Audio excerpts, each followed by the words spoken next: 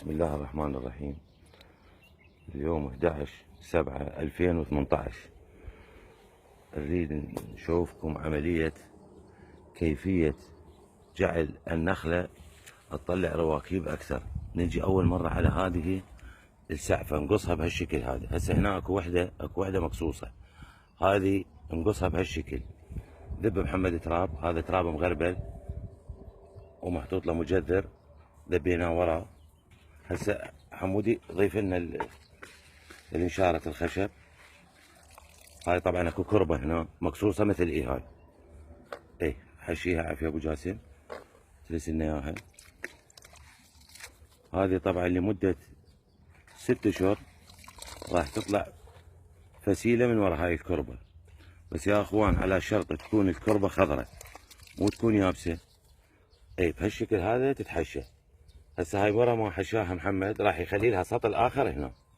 اترس لنا هذيك ابو جاسم. هذه تساوي ويا وجه السطل مو فوق.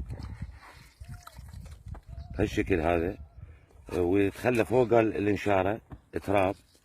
ساويها شوي نزلها ابو جاسم. فائدة التراب هذا اللي نخليه فوقها خاطر يمنع التبخر. هسه صارت عندنا حالة وكأنه الفسيلة مغروسة بالتراب جوا بالقاع، وكل فسيلة هي جوا وكربتها خضراء راح تطلع لنا فسيلة. غطيها ابو جاسم بالتراب اللي هو بيه دمن وبيه انشارة وهذه راح يصعد عليها الصوندة اللي هي هاي مال التنقيط مال المي. هسه هاي قصيرة نطولها. هاي الصوندة اللي قلنا عليها 25 ملم وبيها منقط تنزل هنا. بإذن الله لمدة 6 اشهر يطلع لنا راكوب من هالبكان هذا. من يطلع الراكوب عادي انا وراها نخلي الراكوب يدفع. ورا 3 اشهر نقص الكربة من جوا ونسويها العملية مثل العمليات اللي شفتوهن. خاطر الفسيلة تجذر. شكرا لك ابو جاسم. وهسه اشوفكم وحدة احنا سويناها قبل 1.5 سنة. وشوفوا يا اخوان انا ما انصح بالفسيل الكبير. شوف الفسيلة الكبيرة شلونها. هذه فسيلة كبيرة ما تطلع رواكيب. ليش؟ لان هذا السعف مالها يابس. هذا يابس.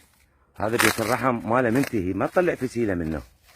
ما تطلع. هذه كل كربة وراها بيت رحم جينا موجودة توفر لها الاجواء تطلع منها فسيلة اللي هي هسه مثل هاي. شوف هاي فسيلة صغيرة. هاي فسيلة صغيرة. شوف ايش قد نطلعها يا اخوان. شوفوها فوق ال 12 فسيل طالع وراها وهي بعدها صغيرة. كنت تشوفونها والشمس قبالكم. شوف ايش قد نطلع فسيلة وهي ايش قدوتها. فالفسيل الصغير يا اخوان شوفوا هذا فسيل الكبير شو المشكلة باعوا. صحيح تعيش بس ما تستفاد منها شيء.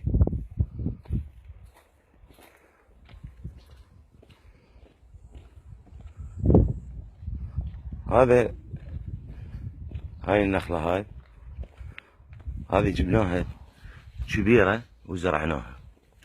شوف الكرب مالها كله يابس. هذه ما طلعت ولا فسيلة الا كانت اكو كربة هنا خضرة سويت لها نفس العملية ورا 8 اشهر. طبعا هذه بحدود عمرها صار 1.5 سنة.